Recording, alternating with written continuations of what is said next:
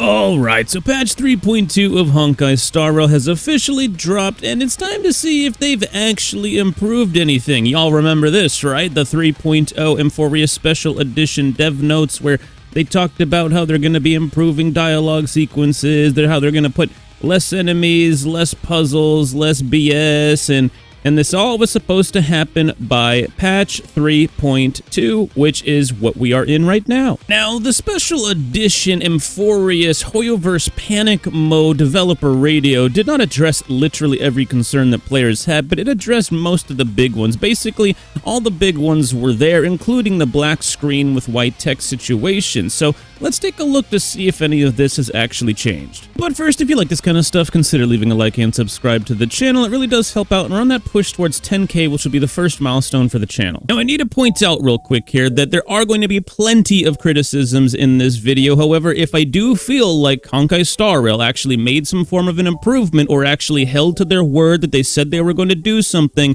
I will be pointing that out. There will be fairness, there will be positives and negatives in this video, hence the nature of commentary content. And by the way, this is not a 3.2 review video. I'm going to let people have a couple more days before I put that video out so they have time to complete the story. This is just a discussion on whether they are changing things and improving things in the game like they said they would or not. Since it was already mentioned, let's go ahead and talk about the black screen with white text situation. So Hoyoverse came up with a brilliant idea to use less black screen with white text. So introducing to the stage is white screen with black text. It's the exact opposite. It's the exact problem, just the opposite. What the heck's going on? Now, to be fair, they did say they were only going to be reducing the tedious narrative experience with the black screen with white text, not completely removing it.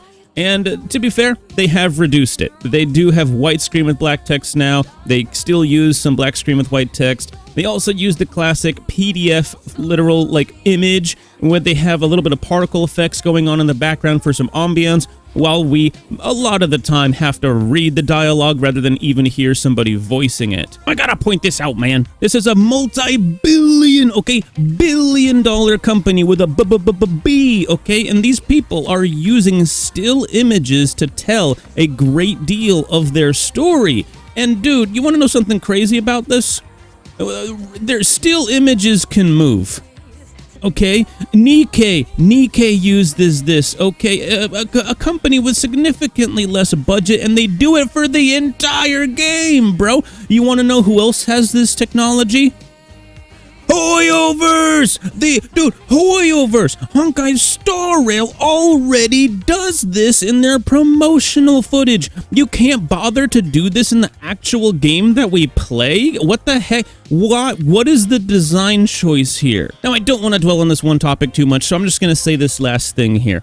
Players just simply don't feel like the situation should even be happening at all. You shouldn't be looking for solutions to a problem you don't even really have. You have the budget to literally use your already existing characters that already have preset animations that you can use with the click of a button, and all you got to do is throw a camera on them for a few seconds and let them ride and continue this dialogue sequence on the actual characters themselves rather than these random still images lingering on them for sometimes like 10 minutes or more. And that brings me on to my next topic. How are these camera angles in 3.2 worse than in 3.1? They planned to improve things for 3.2, and in 3.1, a patch that they had no plans whatsoever to improve things was actually better as far as camera angles than 3.2 is. Explain that to me. It's almost like there was never any plans to begin with, and they simply knew that patch 3.2, 3.1, and etc. down the line were just better developed than patch 3.0, and they basically disguised that developer radio as a way to make it seem like they're going to be improving things when they never truly had the intentions to necessarily do so. But it's time to be positive, okay? There are some things they did actually follow through with and said they were going to be improving on in 3.2, but the problem that I think a lot of players are having is that what they promised in that 3.0 developer radio doesn't really actually improve anything. All it does is bring us back the status quo Honkai Star Rail used to have probably as far back as like 2.5 or something like that. So while many of us have been expecting improvements, what we've actually gotten in for the most part is just simply getting back to old form.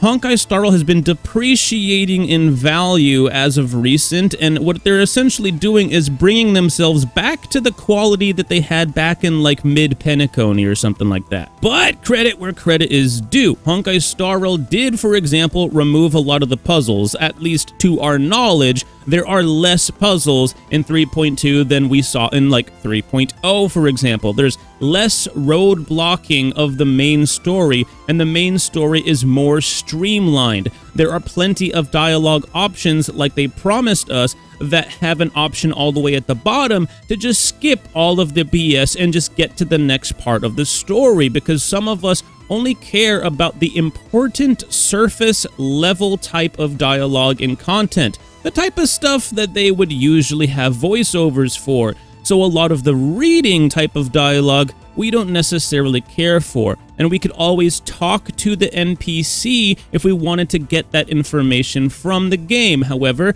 if you're mostly just there for the main story and don't care a lot about the side dialogue and stuff, you are more streamlined now and can just click that all the way dialogue option at the bottom and get rid of a lot of the BS. Also notice that there are a lot less enemies blocking the way, being annoying, blocking the path. I never felt like that was a problem at all. The combat of the main story was never an issue. It is like the easiest thing in the entire world. You could just auto right through everything, and I'm not even talking about necessarily using somebody like Acheron to just hit your E and delete overworld enemies from existence. It's literally the easiest thing to just run circles around these enemies and go where you're trying to go. This was never a problem in the past, in my personal opinion, but a lot of players did voice their opinion on it. And again, credit where credit's due, Honkai Star Rail does not seem to have this enemy issue blocking the pathways and helping to maintain a streamlined story. Now, this next part wasn't even addressed in the Panic Mode Special Edition, Damage Control, Hoyoverse developer radio for Honkai Star Rail. However, the doors were taking a really long time to open in the 3.0 and 3.1 areas. They did honestly take a while to open, and it's kind of funny because you have these little items in the overworld that you can attack, and you can get a speed boost, run straight to a door, only to have to wait at the door for it to open because, you know, of course you do. Now, this wasn't addressed in that developer radio. However, it's not really an issue in 3.2. Now, this is obviously just a coincidence. The overall world has already been built for Amphorius long ago. We know for a fact that they are developing these patches over a year in advance. They even told us that in the live stream for the 3.2 patch. They literally told us. We've known about this publicly for many years now, but a lot of people feel like content creators are just making it up. Well, guess what? The developers confirmed this. And so this world was already designed ahead of time. The door opening BS, that's something that's just a coincidence because we're accessing new areas that just didn't have those really annoying doors. Now, this next part, again, is not something that was made in response to 3.0, but I feel like pointing it out anyway. The skippable puzzles, the puzzles that have rewards in them, you know, like the little goat dude who looks exactly like Duke Inferno. Yeah, there's obvious connections there. If you haven't already seen my theory on the Annihilation Gang still being alive, which is an actual fact, like that is a fact in game. They told us that that is a thing. Only Duke Inferno ever... You know what? That's beside the point. Go check the video in the description if you care about that. But the puzzles are more streamlined onto the main path, and they're a lot easier to access. You don't have to go wandering around to do them. You don't need to have the Herda to like go wandering around and like picking them all up really quickly, or Topaz, somebody like that. They're really obvious, and they're just chilling right there, and you can go get them really easily. And that's something that's nice that, again, is a coincidence, but it is still something I wanted to point out in all fairness. Now, we were also told that they would be in some way, shape, or form improving the capability of older characters. These are essentially older character buffs, and they were confirmed in the 3.2 live stream for characters like Kafka and Blade. There are others amongst them, but I just wanted to point out that that's something we didn't need to wait for 3.2 to actually drop. We found out about that like over a week ago when the actual live stream occurred. So Again, credit where credit's due, but it literally takes the push of a couple of buttons to just buff these characters. It literally is just changing the multiplier values of certain things. That's all that they really have to do. So it's an unfortunate thing that they're going to take all the way till, I think they said 3.4 to start buffing old characters. They're not even going to buff all of them yet. They're only going to do some and trickle them in. Do you want to know why? It's because they want to sell the new characters. They don't want to buff too many of these old characters and make them too viable too early, because then you might not pull on some of the new shiny toys, because you might be using your old shiny toys that Hoyoverse made obsolete themselves. Like Blade, for example. Why would they buff Blade right now when they want people to pull Mighty, who's also an HP scaling DPS? Blade's already getting an indirect buff from the current MOC buff that literally buffs HP scaling characters. You have Casterus coming into the game, which has synergy with Blade, another HP scaling character.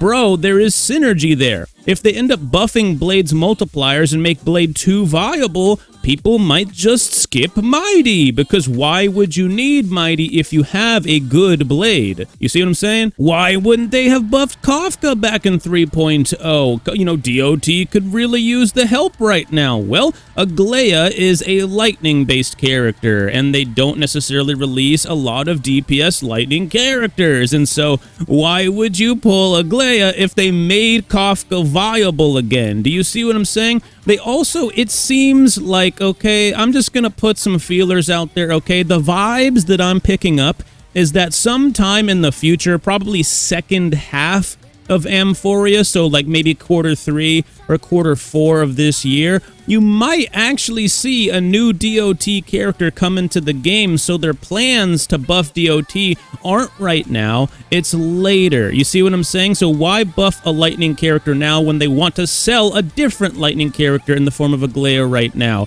Why not buff them later when it actually matters more for the DOT meta? It just goes to show that this has always been a company at the end of the day, and they want to make money more than they want to do anything else. And despite the fact that there is competition out there like Wuthering Waves, one day Ananta is going to come out and make a real big splash in the gacha scene, but it's not enough pressure to cause Hoyoverse to truly change form upon what they've been doing up to this point. And what is that? They want to do the bare minimum to keep players satisfied enough in their eyes in order to keep players playing and keep players spending. Like, bro, look at this event right here. This is literally a spending event. You get rewards based on how much real-life money you actually spend. These right here are called Oniric shards, right? Let's go to the Oniric pouch. These have all reset. All the first-time buyer things have reset. And by the way, my Oniric shards, this 5,000 whatever that I have here, this has been here for months, okay? I literally skipped Aglaia and Casterus, okay? I haven't been pulling in this game in like that much in a while. How can I also show that I don't? Oh yeah, I have literally 0 out of 25,000 for this particular event, okay? This has just been chilling here. And this BS right here, dude, is this really 570% of a deal, right? Is this really a 690% deal? Because I don't think it is, right? Okay, that's 1, 2, 3, 4, 5, 6 pulls right here, plus some little minor knickknacks along the way. If you unlock the Nameless Glory like special package, you get literally more pulls. That was like 6, 7. Is that 8 pulls maybe? Yeah, that's double the price, but that's not the same amount of money you were talking about there, is it? That's not a 690% deal, considering there are so many other deals you could get that already exist in the game that don't feel the need to advertise so heavily like this. The Express Pass is still the best thing that you could possibly get in terms of value in the game, and they're not advertising it like that. This is their anniversary. They want to make big time money right now, and they're willing to do just about nothing to actually earn that from you. Keep that in mind. Just real quick, let's talk about the Stellar Convergence thing, okay? I know a lot of people are going to be using this to get a Ron May, or to get a Locha, or Ron May like Eidolons, or Ron May's Light Cone, which is actually like a pretty good Light Cone, to be fair. But like, look at this. Stay tuned, brother. Stay tuned. They're going to be bringing other characters into this that might have more value than Ron May. Despite Ron May having a ton of value, having had it for so long, you know, she's a 1.6 character. She's still strong. She's still good. But maybe wait for like a 2.x character to get added to this. Maybe somebody like Robin or something like that. Now, let's try to wrap this up in a nice little bow here, okay? Credit where credit is due. Honkai Star Rail did follow through on a bunch of the things they said they would be following through on. But that mostly just brings them back to the previous quality they had before. We're not really seeing improvements. We're just seeing them get back to roughly what the quality of the game was back in like probably around 2.5. So, did Honkai Star Rail actually follow through on what they said they were going to do in that 3.0 dev radio? Yes, but they also only promised the bare minimum. All they had to do was the bare minimum, and they would have followed through. What I think players really wanted was to see improvements upon the storytelling, upon the strategy of the game. And there have been some minor things like the more streamlining of the main story, which we had seen in previous patches before. It was just getting bogged down in like patches like 3.0 by a bunch of stupid puzzles and a bunch of nonsense that no one really cares about, and a ton of dialogue bloat. But the game has always had that problem since probably after the 1.0 patch. So yes, Honkai Star Rail did follow through on what they said they were going to follow through on, but man, was that just the bare minimum, dog. Players want to see the game actually improve. We don't want to see the same type of development that we saw in Genshin, where they refused to innovate for many years, and now we're seeing so many implementations of cool tech in other games like Wuthering Waves, even in a game that they make themselves like Zenless Zone Zero. We just want to see those type of things added into Honkai Star Rail. We want to see the game improving, not falling out of quality, improving in quality. Anyways, we'll talk about the actual 3.2 story and whatnot in a separate video. Stay tuned for that. And if you guys like this kind of stuff, consider leaving a like and subscribe, and I'll see you in the next one. Peace out.